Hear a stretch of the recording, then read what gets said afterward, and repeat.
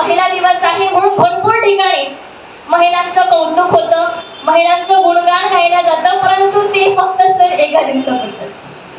या महिलांना मी आठवण देते राजमाता जिजाऊ यांचा पराक्रम. राजमाता जिजाऊ यांचा जन्म सिंदखेड राजा येथे झाला.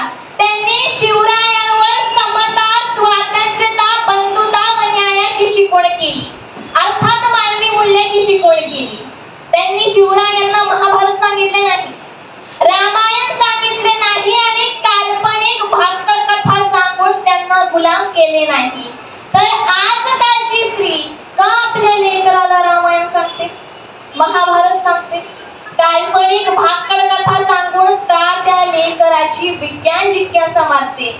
खरं तर कसं शिकवलं पाहिजे, कसे संस्कार दिले पाहिजे हे राजमाता जिजाऊ यांच्याकडून आपण शिकलं पाहिजे. खरं तर चूल आणि मूल या पलीकडे महिलेचं अस्तित्व नव्हतं. तर सावित्रीबाई फुले यांनी महिलेच्या हातात कलम दिली आणि हक्क आणि अधिकार संविधानाच्या माध्यमातून डॉक्टर बाबासाहेब आंबेडकर यांनी दिलेले आहेत.